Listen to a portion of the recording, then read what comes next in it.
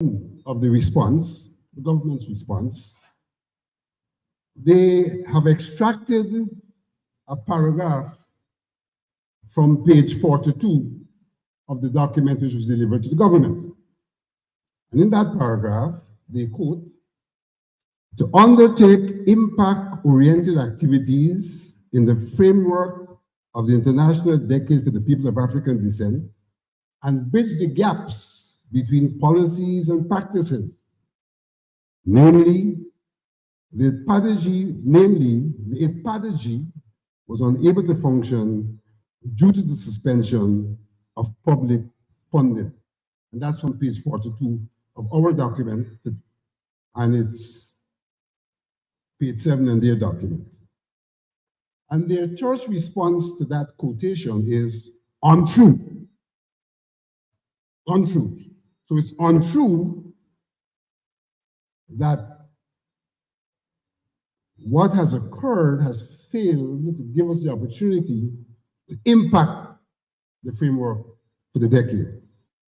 And so in speaking to that untruth, one of the things which they've said, I'm going to quote,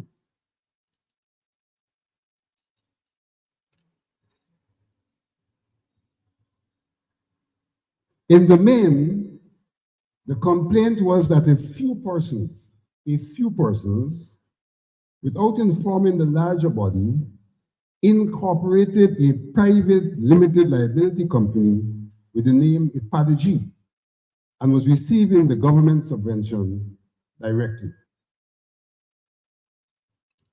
IPADG was formed and has a membership of 67 African Guyanese organizations. And some of them are here in their own right this evening. Thank you, Mr. Alexander. I appreciate it, but we want to give many people the opportunity to speak. Because we are here for a limited time.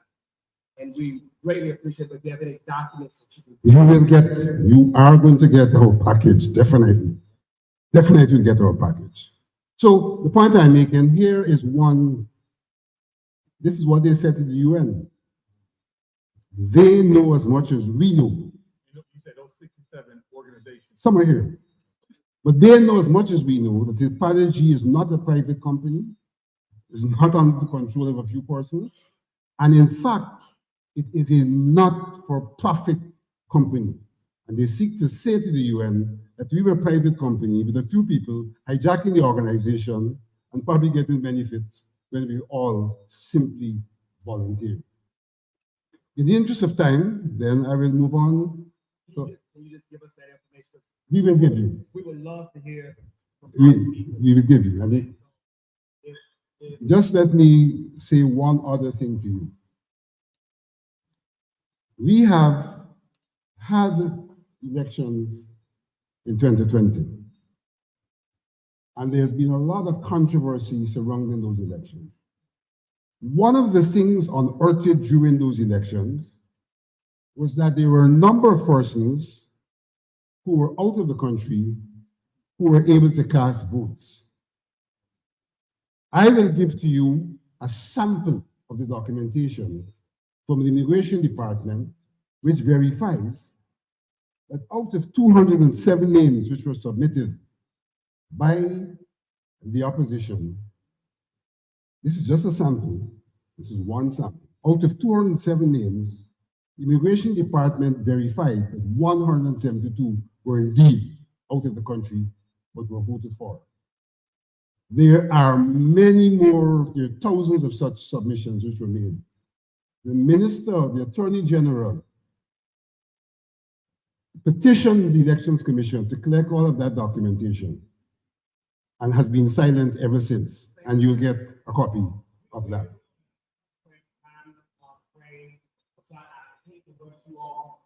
But we want to give many people the opportunity to be heard. But if you come up and take up 15, 20 minutes, it limits the number of people we can hear from. So by no means am I able to rude to any individual. We want to be very conscious that we want to hear from many of you because we know that each of you come here with some kind of concern. And so if you have documentation, we ask that you give those to us, so that we can document that in our report. But however, though, please, we will give you information and contact us with that information, because we will be leaving shortly, but we do want to get as many people while we're here. to be able to. There will be a timekeeper, and we'll cut you off at that time. Thank you very much for the opportunity. I hope you view my initial presentation as a background and framework that may inform presentations to follow. Thank you.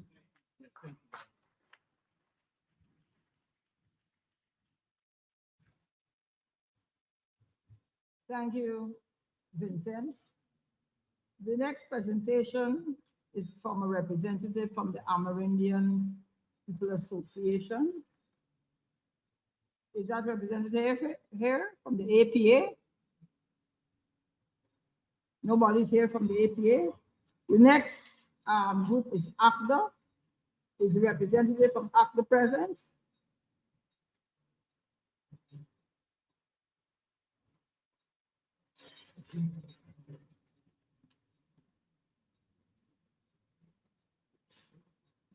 Ma'am, you have 3 minutes. 3 minutes. Very nice, Patty. 3 minutes. All right.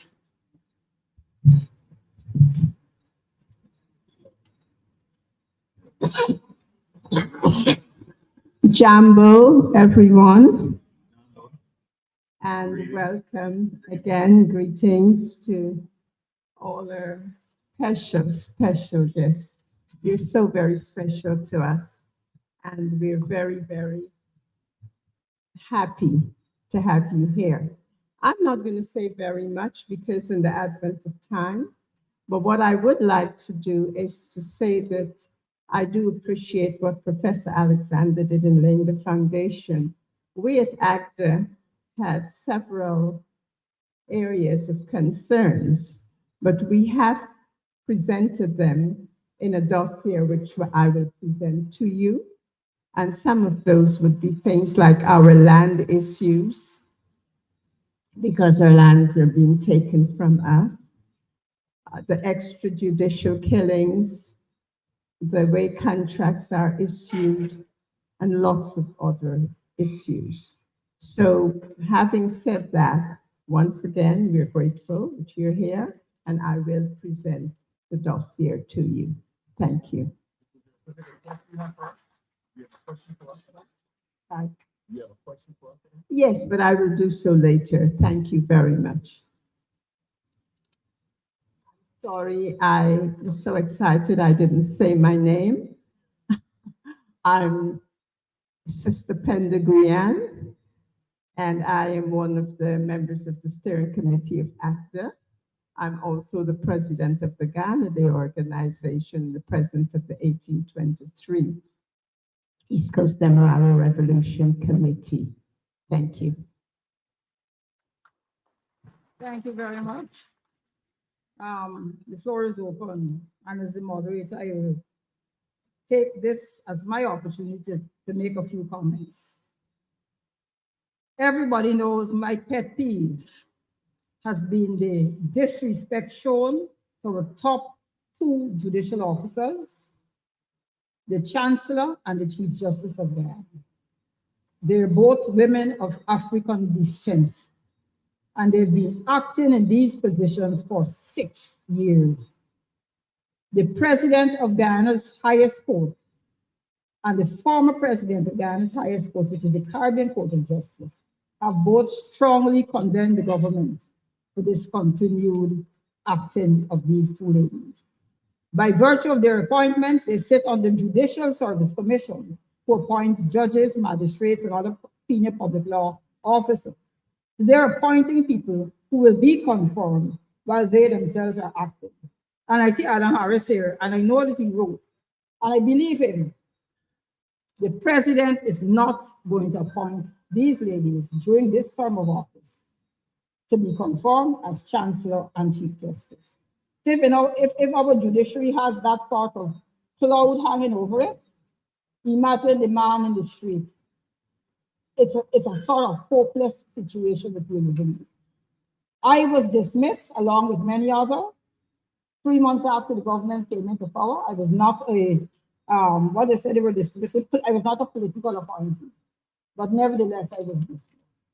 And when I went to get my check, I suffered the ultimate humiliation by having a chair and a desk put in the yard for me to sign as receiving my check, with 4 staff who worked under me standing over me. It was very humiliating. But that is just part of it's reached the stage sometimes where you say, what do you expect? This is Guyana. Guyana is not a real place. Can I have some questions? Yes, sir. Yeah, I need to come here.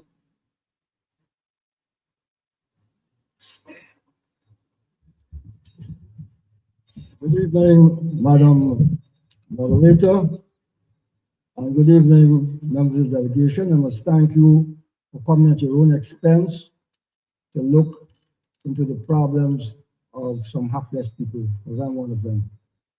Now, I wish to speak briefly on procurement. A lot has been done, research done, as to who gets contracts and the quantum and so on. But we make one fault in that we don't look at the legislations on the books. The Small Business Act of 2004 empowers small businesses to get 20% of all government procurement, whether services or products. I was the author of that bill. And the government, Mr. Jagdio got the draft from me in 2001. They took some American consultants, I don't know who they were.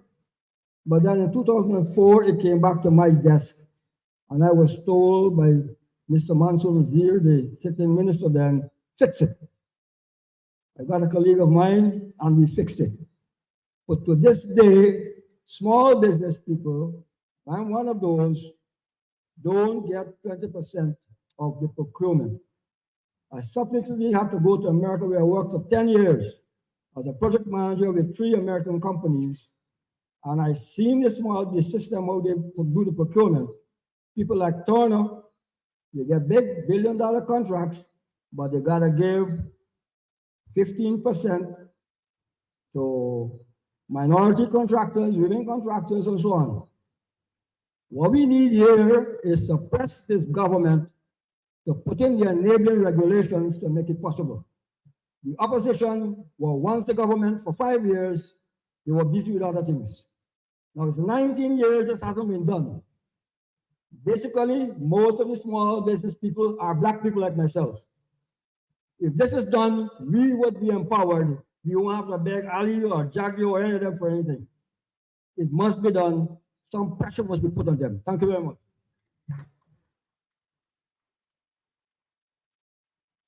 Yes, sir. And when you come, could you give your name first?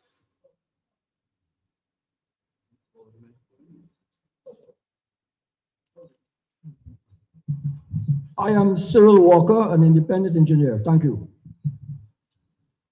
Elton McCrae from the village of Betwatin, Tryon. No, I am here to look at, to bring to you, oh, welcome to Guyana, to bring to you some issues that we are facing in Guyana relative to lands. As an African, land is critical for us. That is the first thing our ancestors did, get some land. Sorry. Yeah, our ancestors got land, and it's probably the only land we as a people have been getting land by purchasing lands. Others have been given lands by the various means. Now, our lands are under threat. In my village, for instance, I became a councillor about 2 years ago. I was a councillor, and the very day I went onto the council, I was met with a situation where the council, our representatives, were about to sell a large swath of our backlands, which we have not been using for various reasons. Now, if it was not due to the alertness of some of the villagers to bring this to my attention, so we were able to get the court to stop this, right? But then we were lucky that we got back ours, but many other villages, their lands are under threat. You know, at the back of most of our villages, what we call the third depth. The government, sometime around the 1930s, those lands were given to the villages by way of license, and in some cases by way of grants.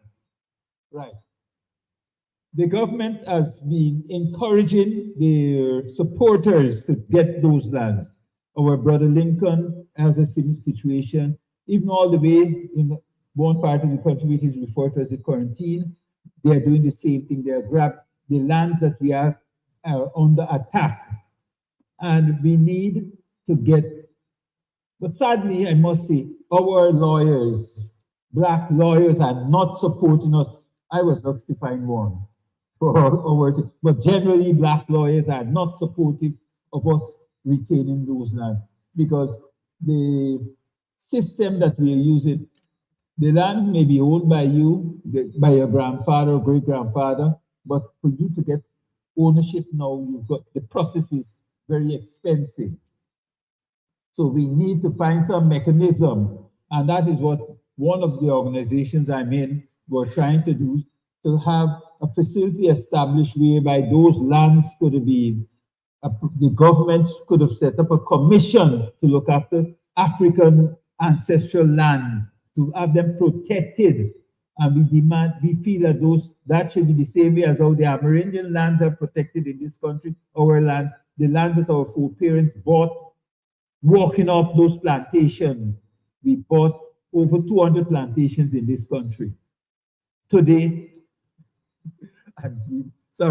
today we are losing some of them, right? So I would like if you could, I will get a document to Brother Leland and explaining all of what I had in mind to do. Thank you. What was your name again? Elton McCrae. Mr. McCrae, as a lawyer of African descent, I hope you will call me if you need me. My name is Dawn Kush. Kush from BV. Kush? Yes, sir. Family. I'm in a no shape. Kush by, by marriage. Kush by marriage. Just let me, I have a lady who is here from the Amerindian People's Association. Good evening, everyone. I must address the head table here. From my understandings, you guys are here to find out what's going on with our country, and it has to do with discrimination. Well, Guyana is a land of 10 different administrative regions. And even though most of the persons sitting in the audience today, this evening, are in and around the city area, I am from Wakapau village in Region 2. And as a representative of indigenous people, I must say to you that there are many, I can't begin to list it because of time, but our people, my people, indigenous people, suffered many different ways of discrimination. And I think this is high time that our people receives the equal treatment as every other ethnic group in this country. We are being left behind, our voices are not being heard, and there is so many issues that happens in the indigenous community that never reach the day of life. Even if it reaches the government agencies and the lawyers, everything. I know about one community that had 7 murders within 1 week, and nothing has ever been done about it. My own nephew was killed by a doctor and nothing was ever done about it. So these are the kind of discrimination that we indigenous people face. And not only that, our young people, our young women, there was a case recently about a young girl that was being raped and there's so many things.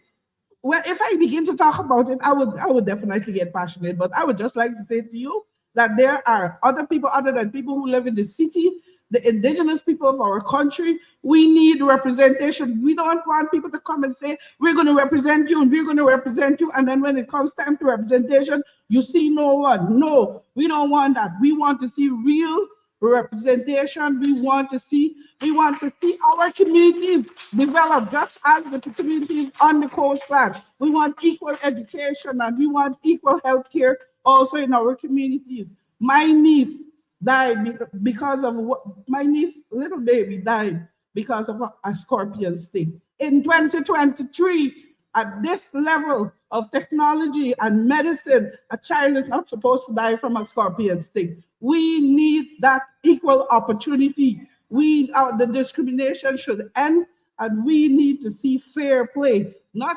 I can go on forever, but I just need you to know that my name is Sabantuni. That is my traditional name. Sabanthonyi. That's my traditional name. It means beautiful rain. And trust me, when I speak, I rain down on you exactly how my name spells. So I hope you remember me and something can be done about it. Thank you very much. What I can say is that when there was a case where minister allegedly raped an Ambranian girl, we stood in the rain, we stood in the sun, we protested until that minister resigned from being a minister and also as a member of parliament. So I would like to let you know that we came out, people in Georgetown, people from Linden, in terms of the fight for the young Ambranian girl. That story went haywire, but that's another story. Questions now. Brian Marks, you have a question?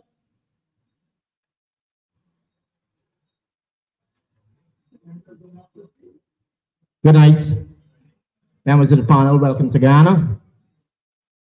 Fellow Guyanese here. I want to talk about the economy, the way it's structured, and the way it affects you, the ordinary people. According to the documentation that I saw on the government's website today, we have 251,000 jobs across the country, a country of 700,000 people. 163,000 persons work in the private sector. 57,000 work in the government sector and 30,000 in the non-profit organizations. Now, traditionally, after slavery was abolished, African Guyanese moved to the public sector because they saw it as an opportunity to do something for their country, to provide back, to give back to the land that they love. They became policemen, firemen, they became teachers, nurses, army officers, you name it. Maybe 95% of all public servants are Afro-Guyanese. And because of this love for country, they found themselves in an unfortunate net in which, because you work for someone, you then can be controlled by that individual or that government. So with 95% of the workforce in the public sector being Afro-Guyanese, suddenly they had puppet masters, paymasters. And what do you do to control people? You use economic genocide to do it. How do you do economic genocide? You keep wages low. You keep the people always fighting for a dollar. And that's what we see happening in Guyana right now. Public servants in Guyana, the average public servant makes just about $400 a month. The average building you can rent, small 2-bedroom in Campbellville, Kitty, will probably run you $45,000 to $50,000 a month. That is if your grandmother owns it and she's renting it to you. Not if you're going to rent it from a stranger. If you're going to rent it from a stranger, it's going to cost you $70,000 a month. So you're working for $80,000 a month, and rent is $70,000. You have $10,000 to get by for the rest of the month. We have some of the best teachers in the Caribbean because we have just dominated the Caribbean Examination Council's examinations for the last 4 or 5 years. We have had students here in Ghana dominating. We've been the best performing country in the Caribbean. Yet our teachers barely make $85,000 or $90,000 a month. Many of them are forced to sell egg ball and pulori and snacks during the break. And we all know that if I as a child have to buy from you, you're no longer my teacher. You're a service provider, and I can talk to you anyhow. And that's where the disrespect for the teachers of Ghana, that's where it's coming from, where the students no longer have respect for the teachers because you have to sell me pulori during the breaks. You have to sell me some snack or the other during the breaks. The teachers have been begging, the teachers' union has been begging the government of Ghana, this one and the one before, for substantial raise in salaries and benefits to the teachers of this country, instead of having to go overseas to the rest of the Caribbean and England and parts of America and Canada to do their work. Many of them not as teachers, many of them just as bedpan assistants in hospitals. Our bright teachers, their careers mean nothing to this government because they pay them very little. A person working in the schools as a cleaner, I think they make $78,000 a month. That is under $400 US. I've done a cost of living index a few years ago, and I've been pushing this line that if it takes 150,000 Ghana dollars or 160,000, which would be 700 or 800 US, just to barely make it through the month, just to barely make it through, for a family of four, a mother, the father, and two kids, will take 150,000 Ghana dollars to barely make it through. If you're taking as a government any of that 150,000 from my salary, you are technically opening my jaws and you're pulling food out of the mouth of your children. And that is what this government is doing. They're practicing economic genocide on the Black people of Guyana. And they're very unfair. They're very fearless as well in doing it. They don't care. They don't care. A teacher, a highly qualified teacher, probably makes, in the very top bracket as a headmistress, probably makes $160,000 a month. Yet the Minister of Education takes home $3 to $4 million every single month. Along with that, she has a duty-free vehicle. She has a free house to live in, free electricity, a maid, a servant to look around to keep the garden going. She has everything. When her package is complete, she probably takes $6 million a month home. Yet the teachers who do all the work, they get $85,000. They get $400 US. She gets probably $15,000 or $20,000 US per month. That, my friends, is economic genocide. And that is what the government of Ghana is doing to African Guyanese, because they have you trapped in that net where you love your country and you want to contribute to your country, so you become part of the public sector to do your part as a Guyanese. And that's where they have you in the net. And the net is not going to go away until something radically happens in Ghana and the people of Ghana finally stands up. Thank you very much. Thank you very much, Brian. Brian is one of our very outspoken Guyanese, very, very popular on YouTube. Yes, sir.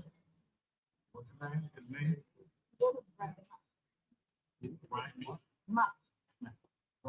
Yeah. Good evening, everyone. Guyanese visitors. We have about 20 minutes left. Before we leave, we're gonna give each one of you 3 minutes. If you all were looking for a timer, let's say your time is up. You all have about 20 minutes left. That's okay. Okay, so first, let me welcome you to the great country, the Cooperative Republic of Guyana, and you distinguished guests here this evening from stretch across the United States, the land of Harriet Truman, Dr. Martin Luther King, Jesse Jackson. Let me say firstly that most of my family are Americans. They live in the United States. Guyanese Americans. My issue here this evening is that I came to present to you my case. I've been working at the official residence of the Prime Minister of the Cooperative Republic of Guyana for 6 years from the previous administration. I work closely, hardworking. I dare say to you, I lived there for actually 2 months because former Prime Minister Moses Nagamutu, when he was to go there and take up residence, it was awful, very awful. And I worked there from 6 in the morning to 6 in the evening. Tireless work.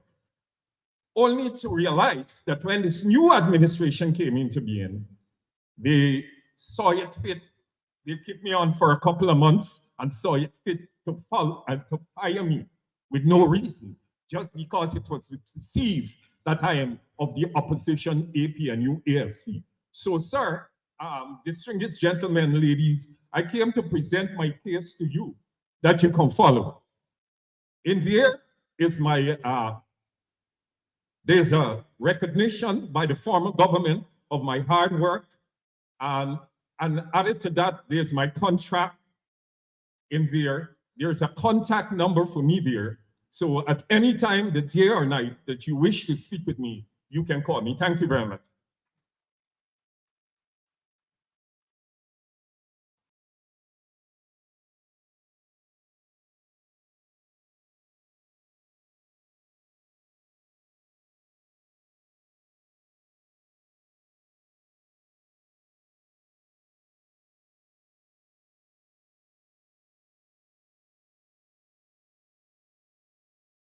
As the month. Yes. As a concerned Guyanese, it's a love and honor to have you people here, so to speak, to look into our interests in the best of our interests. But as I sat there, it's so much that passed through my mind. I see one person had to represent 3 different organizations. Sister Pinda had to speak for ACDA, had to speak for herself and something else. It gave me a message. Our problem is that we don't have true leadership. I mean, people want to accept this. In no forum. I ain't come here to tell people what they want to hear. I come to tell people the fact. And Mr. Tyler McCritchlow may be grieving. Brace heavy aids. Because I saw him, Mr. Norris Witter, not here. Years back, I asked Mr. Witter,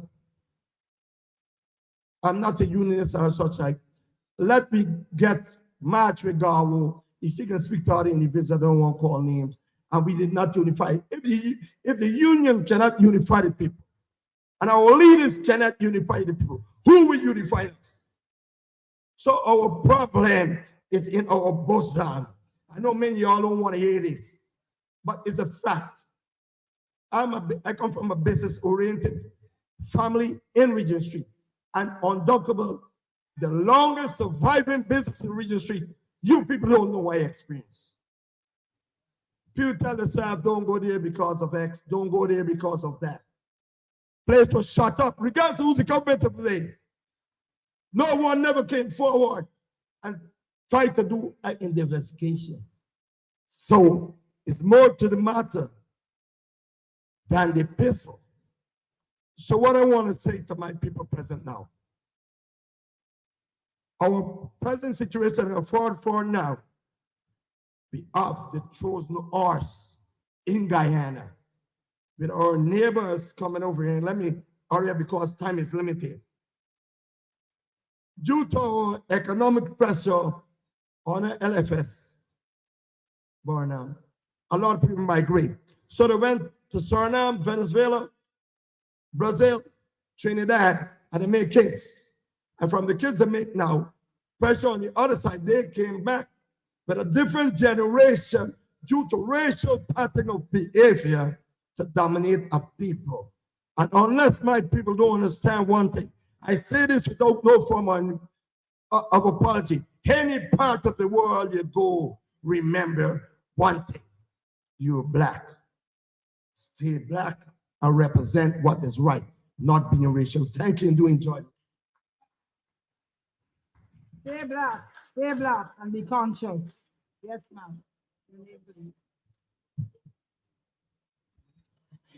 Good evening, everyone.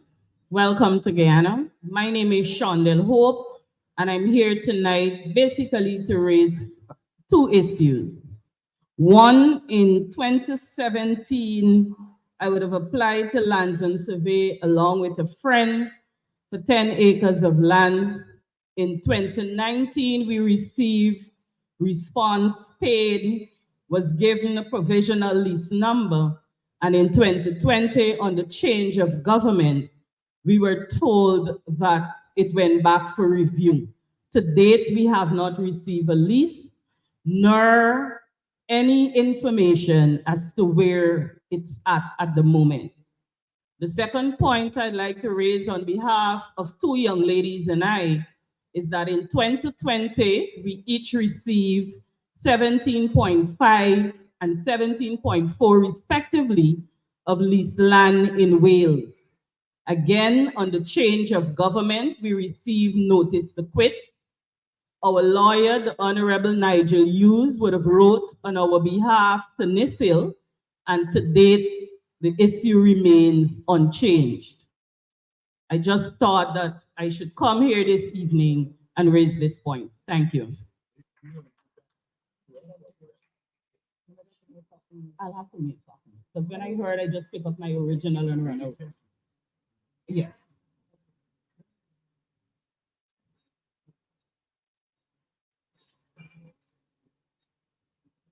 Good night, everybody. I must say thanks to my overseas guests,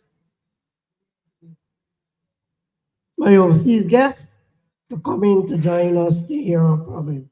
My name is Kenneth Roy Douglas, and I have 2 points to make. I want to remind our Guyanese gathering here, we don't have a president. We don't have a government. They are illegal sitting in that chair. They are illegal in that chair. And this is one of the things that is hurting me as a citizen of Guyana. Next thing, the false vice president said to the black man, the only job that you have to give us is to clean the gutter and guard up. Thank you very much.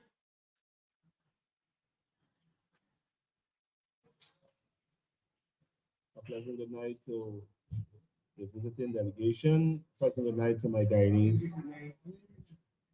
My fellow Guyanese. My name is Kevin Rose. And I'm here to say that the government has been using the Guyana Police Force and the judiciary against African Guyanese. And I have no apologies to make with that. On a platform, a political platform, a member in a society would have said that the army and the police are going out there and they have their guns. And you're allowing the government to use you. Why don't you hold your guns or turn your guns? And that man was placed in chains for saying those words. On the flip side of it, a minister of the government, it was alleged that a minister of the government raped a Guyanese young Amerindian woman. Girl, sodomized that child. The police and the judiciary had that young woman, placed her in protective custody, they claim, and they had that young woman grilled and grilled and grilled until that woman would have changed her statement. And that minister walked free. Bear in mind, that minister was in the Breakdown police station. He spent 4 hours, I understand. It is alleged that he spent 4 hours and he walked. But a Guyanese citizen were placed in chains just for talking. Ladies and gentlemen, Guyana is in trouble. And I'm asking, pleading, when you get back to your homes, and you speak with the representative and the Congress people, raise these issues. I am pleading for Guyana. This is my home. And honestly, I do not want to do anything that will destroy this beautiful land. But Guyana is in trouble. Thank you very much. Thank you. On that point, I just have to say something. I have a client who's here tonight. I will not identify him. He suffered terribly at the hands of the Guyana police force and at the hands of the judicial system. He has been charged and there is absolutely no evidence against him. They've taken the main suspect after the case started and turned him into a state witness. That person gave a written statement. We've never seen it. That matter has been adjourned to March the 28th of next year. So he has to wait and wait. And he's an American citizen. We asked him permission, the court, for him to go and get his eyes done. The court refused, did not allow him to leave. But on that point, so you could come down. Good evening, everyone, members of the head table. I stand here as a mother, an educator, and a grandmother. In 2020, September, after our government was forced on us, in August, in September, my eldest son was fired, along with other Black persons like him. It hurt me as a mother. A few years after, because he's Black and his wife is a supporter of APNU, so he was fired for that. My son don't give nobody no trouble. The only person can talk about having any rudeness from my son is me, nobody else. And they fired him. A few years after, because they were trying to get his wife fired, but she was on contract, a graduate from the university, and they could not have gotten through immediately with her. So they took some time after, and they fired her also. What are you telling my grandchildren? You have sentenced my grandchildren to death. A young couple, mortgage to pay, family to feed, children to educate, and you take them off the breadline and tell yourself that you're a caring government and you like Black people and you like your people. I'm an educator and I value what I do. I teach without fear or favor. All of my students are important to me, regardless of the color of their hair or their texture to their skin. I teach from my heart, and it hurts me as a mother to watch my son, my eldest son, suffer under this government. He has been applying for jobs over 3 years. Apparently, I don't know if they blacklist him. My child hasn't gotten a proper job until now. It has affected his health and it hurts me. I am so angry that every day I got to be praying to God to take it away, to take it. I don't want it because anger destroys from the inside. I don't want it. But I want people to know that when you talk about discrimination and racial profiling, Guyana is divided. Front, center, middle, rear. I don't think I got any space left, right? We are polarized. If you're not saying what the government wants you to say, they put you, but no, this land is not theirs. Everything in Guyana is God's. And just like how we gave it to us, it can be taken. And I'm just praying to calm myself down, because hurting my child is hurting me and hurting my grandchildren. What do you expect the parents to do? How are they going to feed these children? How are they going to educate these children when you take away their livelihood? And then many of them would sit there and say, I am going to walk. I don't like walk. When we're working and you're taking away our livelihood, What do you have to say about that? Thank you. Good night, everyone. My presentation is about Wales, where some land was issued to us, and I refer to this as economic racism, as my brother said already, economic genocide against Black people. In this documentation I present to you is whereby the government took away some land of us, I fought in a winning court, and currently they're blocking all the trends so you can't get water to your farm, your agricultural farm in Wales. The bridges was dilapidated, they removed the bridges and fill it up so no water access to you. So you cannot do any farming in there. But the document would speak to the extent and evidencing everything and show you a picture of it. And if I have your contact, I could forward recent stuff to again. Right? Thank you.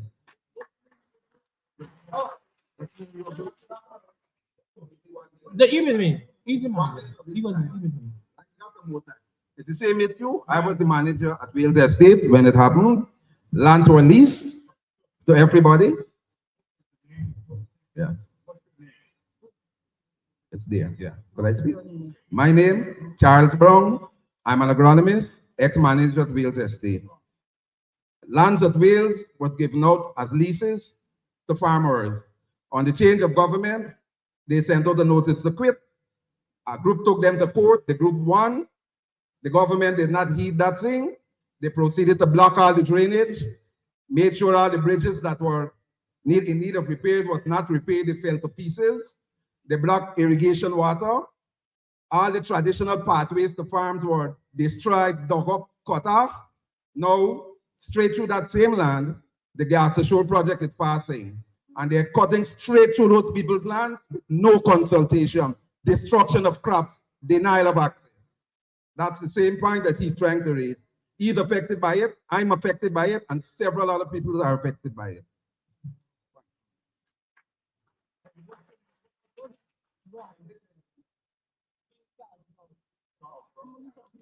Greetings, my brothers and sisters. Sister Rosalind Beresford from Grassroots Justice Movement.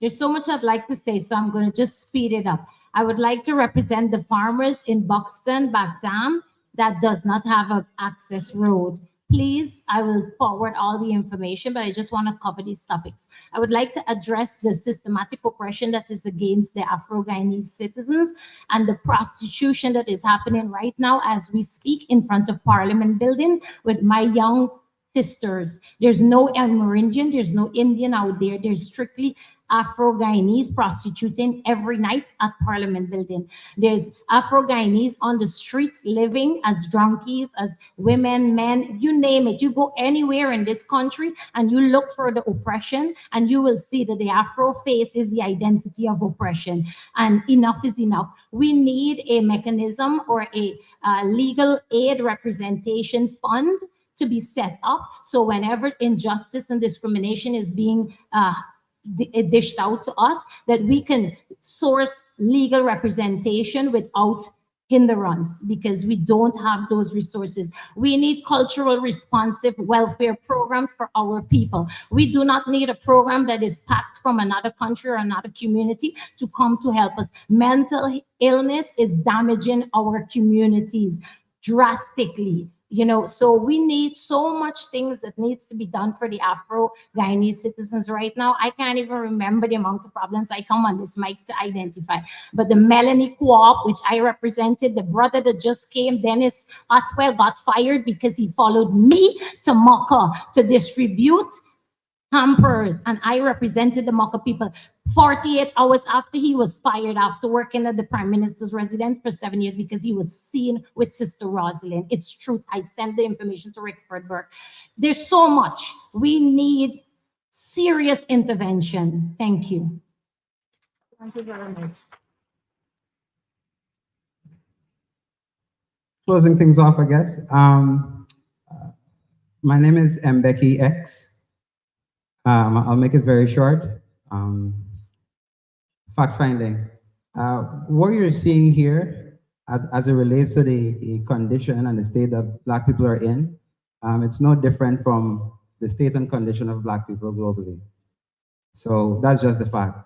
I wish if we could have met under different circumstances. When I say we, I mean my Black brothers and sisters and my brothers and sisters here sitting here.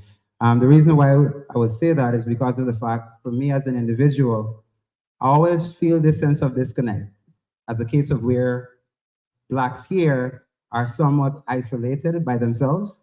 We do not have any connection to none of our brothers and sisters, at least for me, globally. We have brothers and sisters within Venezuela, we have brothers and sisters within Suriname, and we have brothers and sisters within Brazil.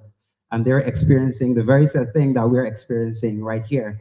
But we do not have no connection with them because of the fact that we don't share the language, and also because of the fact that the system of Willie Lynch is still in full effect. What you're seeing right now is just a case of where the system of white supremacy, its tentacles are very long and wide-reaching, and it's no different here. So the thing is, when we say fact-finding, I have to laugh at that because of the fact that for here in Guyana, if you look at the state of the economy, you just go and ask any well-established business that is out there who owns it, you'll find that 90% of those businesses are owned by Indians. And that's not by mistake, that's by design. When you look at the impoverished communities that exist within Guyana here, you'll notice the Black faces that occupy those areas. That's not by mistake, that's by design. And I'm sure everything that I'm saying here, it doesn't come as a shock to anyone here, or it shouldn't be. If that's the case, that means that we haven't been keeping up with, what has been taking place with us as a people collectively. So the thing is that we are 57 years old. That's how old we are. We gained our independence in 1966. So just to contextualize, we came out from slavery. After slavery, we were forced into colonization, and what we're seeing today is neo-colonization. So if you try to put that into context again, 57 years old, we as Black people, as you're fully cognizant of, based off of the reports that you have been given and what you can clearly assess as intelligent individuals that you are, it's a case of where we are still suffering from the residual effect of slavery. There is no mechanism, no system set up in place in Guyana that I know of that deals with the traumas that we still continue facing as a people. We're still divided. Sorry, yes? Yes, we're still divided as a people. So one thing I would like to implore for you to do, for us to reach under different circumstances, instead of fact-finding, I would really like to reach under the circumstances where we can talk more about how do we transfer knowledge. I would say that the Blacks within America, you have been, despite the fact that the condition is more worse over there than anywhere else because you live amongst the beasts themselves, it's a case of where you have a wealth of knowledge that can be passed on to us. The fact is that we are only considered or relegated as a third one because of the fact that our education system is so archaic. But if you guys could just come and transfer some of the knowledge as it relates to math, science, engineering to us, then we can have a productive conversation. And I really must apologize, but I know that you guys were built for this, for the welcome that you guys have received. One second. The welcome that you guys have received. Hopefully, again, you can come and receive the actual welcome that you are justly deserved from your brothers and sisters here in Guyana. Thank you very much.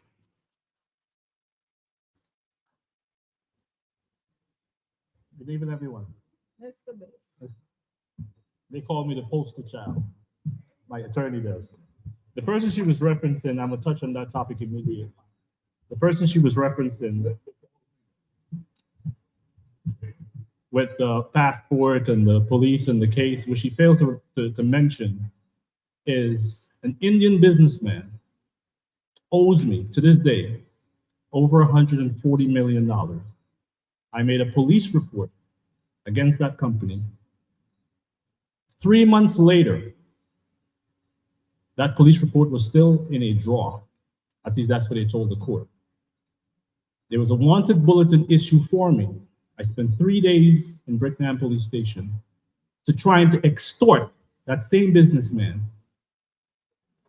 30,000 Guyanese dollars. Did you hear that? I'm going to shift to my issue, other issues. Like she said earlier, I'm a migrant, lived in the United States over 20 years, bought and sold over 40 homes. Used my knowledge to come back to my country to help my brothers and sisters. I didn't say black, I didn't say Indian. My Guyanese brothers and sisters. I hired over 150 people over the 5 years the company existed. When I came to this country, it was the end of the PPP government. I'm not a politician, I'm a businessman. I'm gonna keep this short, I'm giving them a dossier. I came here in 2014, and the election was 2015. That is when I got my license and I started trading. Over those 5 years, I've paid over $2 billion in taxes, my company. And in 2020, I was approached by my Indian business partner that he was sent by high officers. I had two options. I either sign over 85% of my company or be jailed. The day I picked up that document, I was locked up at Kitty Police Station, for suspected Ponzi scheme. Just, you can look at a person suspect. Soon after, I spent 15 hours at the Brickdam Police Station when I was approached by the senior police officer. My arrest was, I offered $10 million to kill my business partner. After 15 hours, this is what they told me. You can sign the documents and everything will be over. So tell me, 5 years of running a company, hiring over 150 people, paying over $2 billion in taxes, how do you explain I lose my license in 2020 in August? The rest of it is in the document. Thank you. He has certainly traveled a hard road. It's rough because Dorwin has now become my son. To the team, I don't know if anybody has.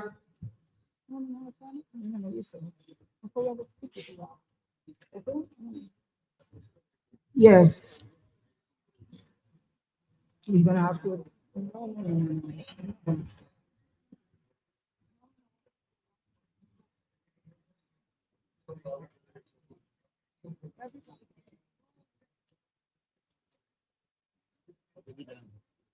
We're done. Yeah.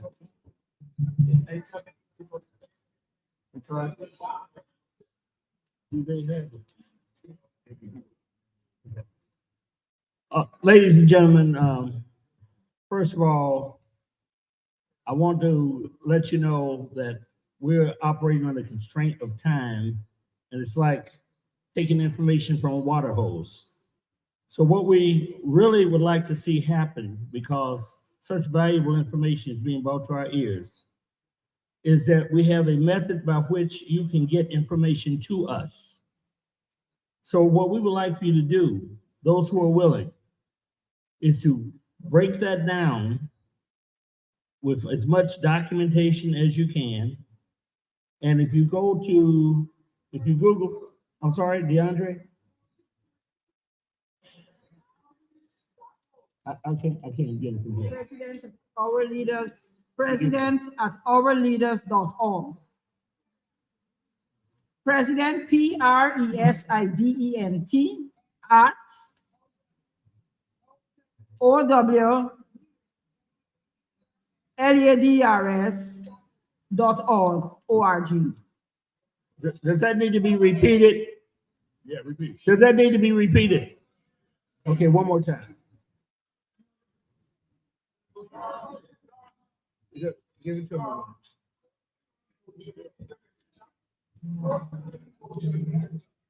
I hear you. Okay, I posted in the social media chat. Fine. Okay, so if you go to President, President, you don't have to spell President at OWLEADERS.org.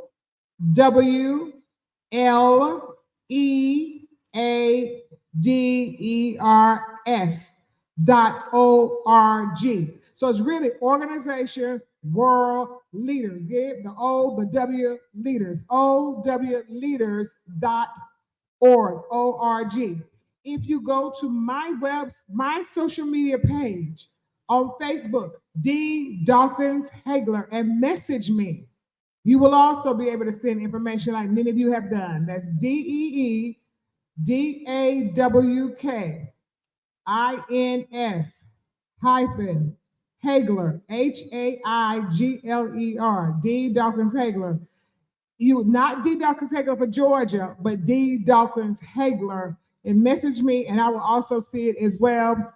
President at owleaders.org and D. Dawkins Hagler on Instagram or Facebook or LinkedIn, or it's the same on all of them. Thank you. So what I want to emphasize is this.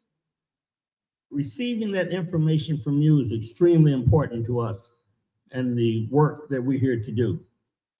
After we leave here and we receive that information, we'll be doing research on the ground, data-driven research, and trying to put information that we're receiving into context and make some assessments that are intelligently and supportable, and we will issue a report on that particular piece, very carefully done. So the information you provide is extremely important. We want to make sure you understand we want to receive that information. Unfortunately, there is a time constraint for us, and we have many, many more steps to take before we leave. So I hope that you will appreciate that. We appreciate the fact that you've come and shared your time with us and your words with us. And I want you to know that we deeply, deeply appreciate that. We hear you. Thank you, and God bless you.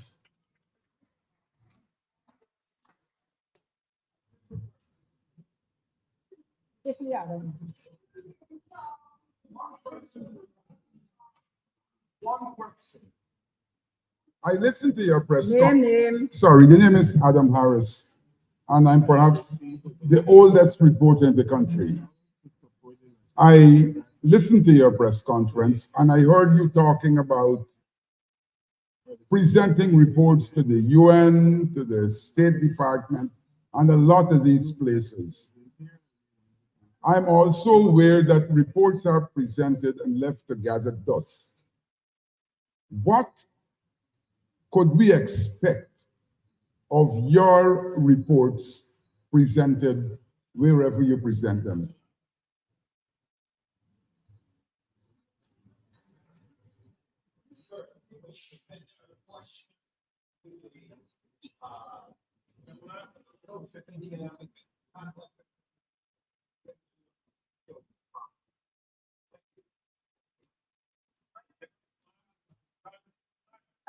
Thank you very much for the team. I would also like to say thank you to a group who has donated $400,000 towards this exercise. They don't want to be identified. They know who they are, and I say heartfelt thank you. And I ask that you all get home safely tonight, and let us keep up the fight. It's a good fight, right? And in the end, we will win the. Thank you. Good evening. Thank you. Love my black people.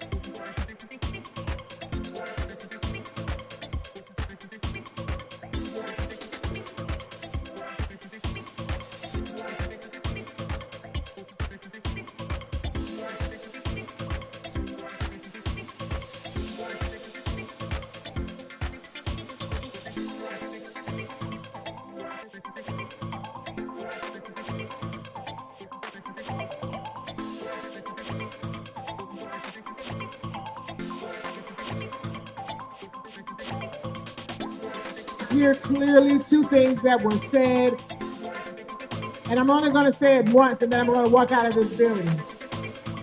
So if you're not listening, you will not hear, and I'm just trying to be very respectful.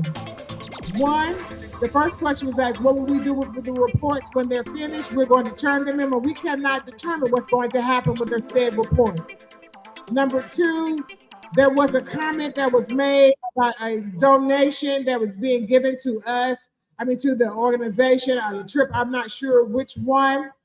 But that being said, we're not sure. We would like some clarity on the 400,000. I know people want to be anonymous, but please keep in mind that we are an unbiased group, and we are not beholden to any particular political party. So we want to make sure that there is no type of misunderstanding, a misconception that we are accepting money by individuals who are trying to sway the decisions of this group. So that being said, we are not aware of it. I don't have anything in my hand, and I'm walking out the door. Good night.